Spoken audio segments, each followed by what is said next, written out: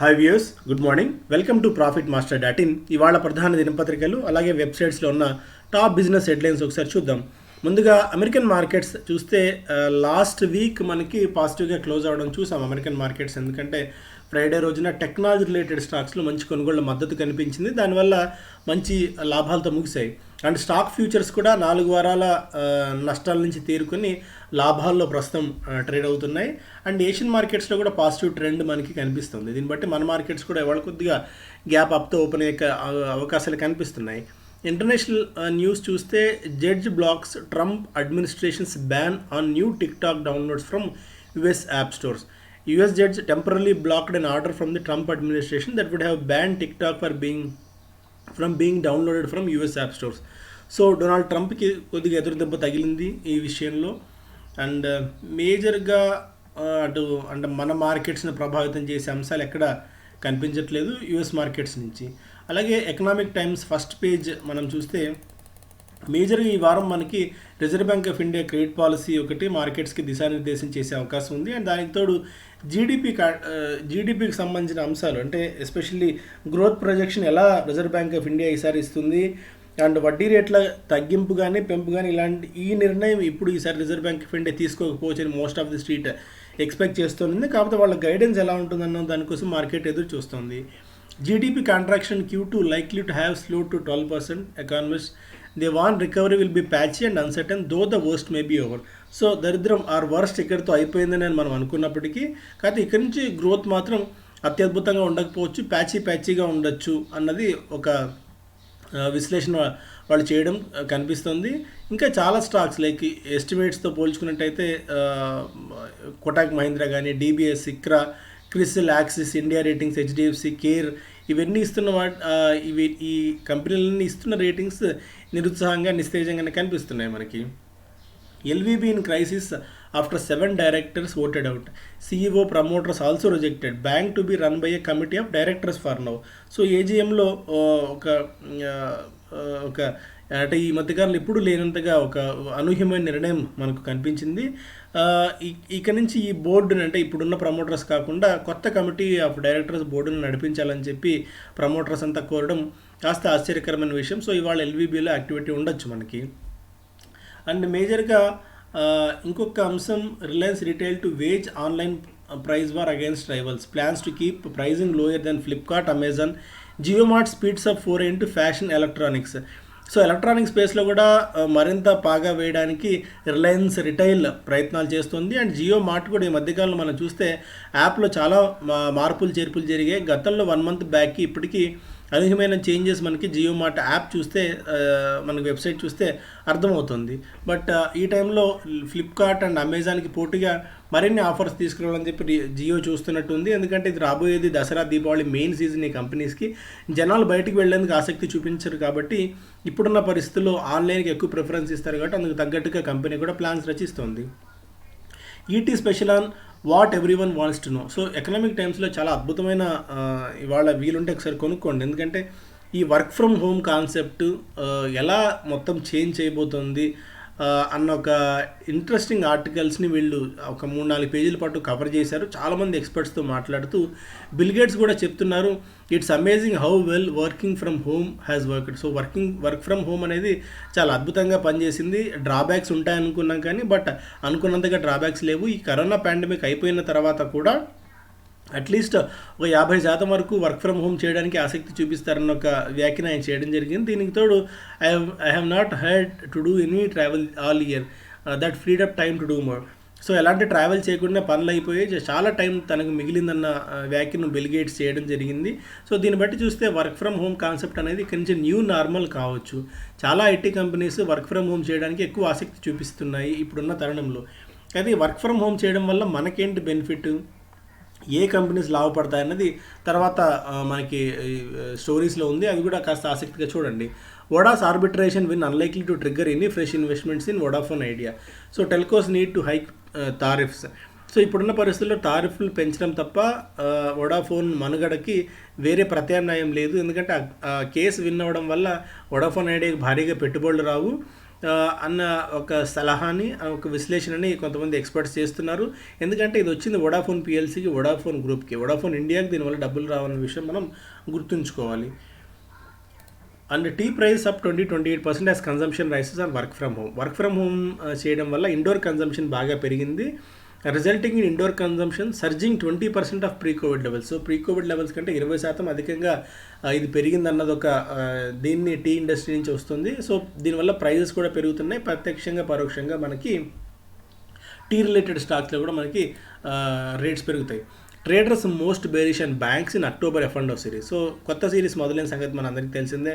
ఈ కొత్త సిరీస్లో బ్యాంక్స్ మీద చాలా బేరిష్గా ఉన్నారు. మనం ముందు నుంచి కూడా చెప్తున్నాం, బ్యాంక్స్ చాలా వీక్గా ఉన్నాయి. బ్యాంక్స్, NBFCs ఈ వారం మనకి సుప్రీంకోర్టులో ఒక డెసిషన్ కూడా రాబోతోంది. ఇంట్రెస్ట్ మీద ఇంట్రెస్ట్ ఛార్జ్ చేయడం అనేది, దాని మీద సుప్రీంకోర్టు ఎలాంటి తీర్పు ఇస్తుంది అన్నది కూడా చాలా మేజర్ అంశంగా ఇప్పుడు ఉంది. కాబట్టి బ్యాంక్స్ మీద, NBFCs మీద ట్రేడర్స్ కూడా అంత ఉత్సాహం చూపించట్లేదు. Mazagon dock a solid play on India's growing defence focus. మన భారతదేశం కూడా ఇప్పుడు డిఫెన్స్ మీద ఎక్కువ ఫోకస్ పెట్టింది. ఇండిజినస్ అంటే భారతదేశంలో తయారయ్యే సేవలు, భారతదేశంలో తయారయ్యే వస్తువుల మీద అధిక దృష్టి పెట్టింది. కాబట్టి ఈ మెజగాన్ డాక్ IPOని కీ స్ట్రెంగ్త్స్ ఉన్నాయని ఈటీ ఇంటెలిజెన్స్ గ్రూప్లో వాళ్ళొక స్టోరీ రాయడం జరిగింది. లాంగ్ టర్మ్ ఇన్వెస్టర్స్ కన్సిడర్ చేయొచ్చు సాధారణంగా. ఎందుకంటే ఈ PSU కంపెనీ ఒకటి డిఫెన్స్ రిలేటెడ్ స్టాక్స్ ఎప్పుడు ఇమీడియట్గా అత్యద్భుతాలు చూపించవు. వాటికి చాలా ఎక్కువ జెస్టేషన్ పీరియడ్ ఉంటుంది. అంటే ఒక ఆర్డర్ వాళ్ళకు వచ్చిన తర్వాత ఆర్డర్ని ఎగ్జిక్యూట్ చేసి మళ్ళీ ఆ సర్వీసెస్ని కానీ ఆ ప్రొడక్ట్స్ని వాళ్ళకి అందించాలంటే కనీసం 3-4 ఏళ్ళ సమయం పడుతుంది. దానితో ఈ హర్డిల్స్ అంటే ఈ రెడ్ టేపిజం, బ్యూరోక్రటిక్ హర్డిల్స్ కూడా వాళ్ళకి ఉంటాయి. కాబట్టి అంత ఈజీ కాదు. అందుకని అట్లీస్ట్ ఒక 3-4 ఏళ్ళు ఉంటే తప్ప మనకి డిఫెన్స్ రిలేటెడ్ స్టాక్స్లో అత్యద్భుతమైన పర్ఫార్మెన్స్ మనకు ఉండదు. 1960 నుంచి ముంబై బేస్డ్ PSU ఉంది. ఇప్పుడు ఈ ప్రైమరీ మార్కెట్లో ఇది IPO ద్వారా దాదాపు 445 కోట్ల రూపాయల మేర ఇది రైజ్ చేయాలని చూస్తుంది. గవర్నమెంట్ ఆఫ్ ఇండియాకి చెందిన ఈ కంపెనీ 85% హోల్డింగ్ గవర్నమెంట్కి ఉంది. ఈ మ్యాగ్జాన్ డాక్ దాదాపు 795 వెజల్స్ని ఇప్పటికే వాళ్ళు as built a total of 795 vessels, which include advanced destroyers, 2 missile boats and 3 submarines and 25 warships. So besides, it has delivered cargo ships, passenger ships, supply vehicles, multi-purpose support vehicles, water tankers, tugs, dredgers, fishing trawlers, barges and border outposts for customers in domestic and overseas market. So చాలా ఎక్కువ product range ప్రస్తుతం ఈ company దగ్గర ఉంది. కాబట్టి long term కోసం ఈ స్టాక్స్ని మనం కన్సిడర్ చేసుకోవచ్చు. At the end of the higher price band 6.1 మల్టిపుల్స్లోనే స్టాక్ దొరుకుతుంది. అండ్ ఆ సెక్టార్ యావరేజ్తో పోలిస్తే 34% డిస్కౌంట్తో దొరుకుతుంది. కాబట్టి ఇప్పుడున్న ఈ కంపెనీకి పీర్ కంపారిజన్గా Cochin shipyard and garden reach shipbuilders ఉన్నారు. వాటితో పోలిస్తే తక్కువ ప్రైస్ దొరుకుతుంది. కాబట్టి లాంగ్ టర్మ్ కోసం ఎవరైతే దృష్టిలో ఉంటారో వాళ్ళు కన్సిడర్ చేయొచ్చు అని చెప్పి ఒక సలహా ఉంది. ప్రైస్ బ్యాండ్ 135 రూపాయల నుంచి 145 రూపాయల ప్రైస్ బ్యాండ్తో ఈ IPO వస్తుంది.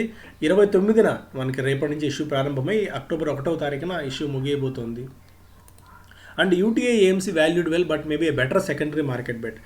మంచి అంటే రీజనబుల్లీ వాల్యూడ్గా ఉంది. కాకపోతే సెకండరీ మార్కెట్లో బెట్ చేసుకోవచ్చు. ఇప్పుడున్న పరిస్థితుల్లో అంత ఆవేశపడి బెట్ చేయాల్సిన అవసరం లేదన్న సలహా ఈటీ ఇంటెలిజెన్స్ గ్రూప్ ఇస్తుంది. Public issue is an offer for sale by existing investors to meet regulatory. సాధారణంగా IPOకి ఎందుకు వస్తారు? డబ్బులు అవసరమై వస్తారు. అంటే కంపెనీ అప్పులు తీర్చుకోవడానికి కానీ, భవిష్యత్తులో ఎక్స్పాన్షన్ ప్లాన్స్ కానీ అవసరం ఉన్నప్పుడు జనాల నుంచి డబ్బులు సమీకరించి వాటి ద్వారా ఇన్వెస్ట్ చేస్తారు. కాకపోతే కొన్ని ఆఫర్ ఫర్ సేల్ అంటారు, OFS. ఆ OFSలో కంపెనీకి డబ్బులు రావు. ఎవరైతే ఎగ్జిస్టింగ్ ప్రమోటర్స్ కానీ, ఎగ్జిస్టింగ్ షేర్ హోల్డర్స్ కానీ ఉంటారో వాళ్ళు ప్రీమియంతో బయటపడేందుకు, అంటే ప్రీమియం అంటే మన డబ్బులు IPO ద్వారా వచ్చిన డబ్బులు తీసుకొని ఆ షేర్ హోల్డర్స్ మనకి షేర్లు అమ్మి బయటికి వెళ్తారు. దీనివల్ల కంపెనీకి డబ్బులు రావు. దీన్ని OFS అంటారు, అంటే ఆఫర్ ఫర్ సేల్. కొన్ని కంపెనీస్ ఎట్లా అంటే OFS ఉంటుంది, ప్లస్ కొత్తగా క్యాపిటల్ కూడా రైజ్ చేస్తారు. సో ఇలా డిఫరెంట్గా ఉంటుంది. కాకపోతే UTI AMC మాత్రం ఇది OFS అంటే ఆఫర్ ఫర్ సేల్. కాబట్టి ఈ విషయాన్ని మనం దృష్టిలో ఉంచుకోవాలి. And to meet regulatory requirements, అంటే ఇప్పుడు మనందరికీ తెలిసిందే సెబీ రెగ్యులేషన్స్ ప్రకారం 75% మించి ప్రమోటర్లు హోల్డ్ చేయడానికి లేదు. అంతకు మించి ఎంత ఎక్కువ ఉన్నా సరే ఖచ్చితంగా పబ్లిక్ షేర్ హోల్డింగ్ ఉండాలి. 75% మాత్రమే మ్యాక్సిమం మనకి ప్రమోటర్స్ దగ్గర ఉండొచ్చు. ఇప్పుడు రెగ్యులేటరీ నామ్స్ ప్రకారం ఏదైతే ఎక్కువ ఉందో దాన్ని వాళ్ళు ప్రస్తుతం వదిలించుకునే ప్రయత్నం చేస్తున్నారు. అంటే దీని ద్వారా అమ్మబోతున్నారు. ఇష్యూ సైజ్ దాదాపు 2150 కోట్ల రూపాయల మేర ఉంది. ఇష్యూ ప్రైస్ IPO ప్రైస్ 552, 554 ఉంది. రేపు ఇష్యూ ప్రారంభం కాబోతుంది. అక్టోబర్ 1వ తారీఖున ఇష్యూ మిగిలిపోతుంది. సో ఇప్పుడు ఉన్న పరిస్థితుల్లో యూటీఏ ఏఎంసీని అంటే ఏఎంసీ ఎందుకు వద్దంటున్నారంటే ఆల్రెడీ ఎగ్జిస్టింగ్ ఉన్న హెచ్డిఎఫ్సి ఏఎంసీ కానీ ఆర్నామ్ కానీ వీటి వాల్యూ అంటే వీటి ఇది తగ్గుతుంది.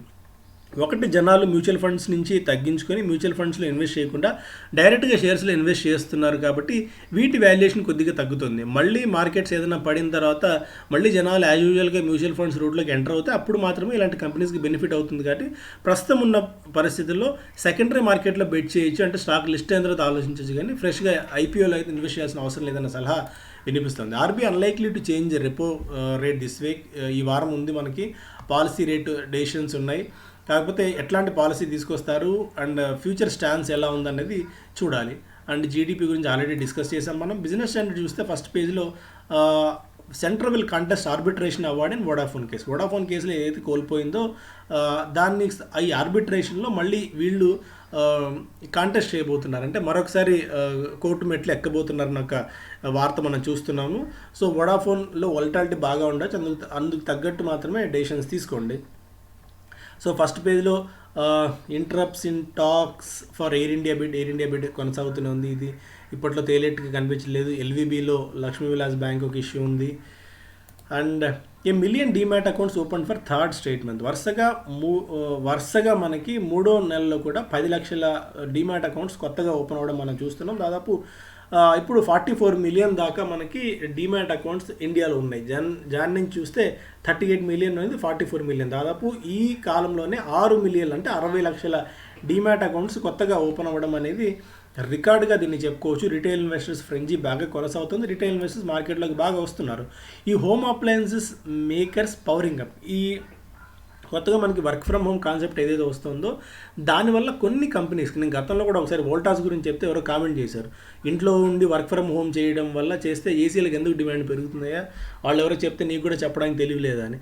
ఇప్పుడు చూస్తే వోల్టాస్, బ్లూ స్టార్ కంపెనీస్ ఏ స్థాయిలో పెరుగుతున్నాయి అర్థం చేసుకోవచ్చు.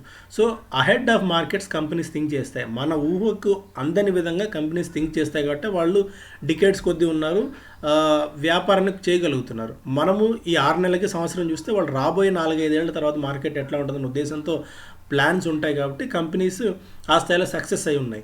ఇప్పుడున్న ఈ తరుణంలో ఈ సీజీ కన్జ్యూమర్ కంపెనీస్ ఒకటి అండ్ హ్యావెల్స్ ఇండియా లాంటి companies, blue star, Voltas and Crompton Greaves consumer లాంటి కంపెనీస్కి వర్క్ ఫ్రమ్ హోమ్ కాన్సెప్ట్ వల్ల బాగా డిమాండ్ పెరిగే అవకాశం ఉందన్నది ఒక ఇన్ డీటెయిల్డ్ వార్త వీళ్ళు ఇవ్వడం జరిగింది. సో వీలుంటే ఒకసారి దీన్ని చదవండి. ఐఎఫ్బి ఇండస్ట్రీస్ కూడా మనం లాంగ్ టర్మ్ కోసం బెట్ చేసుకోవచ్చు.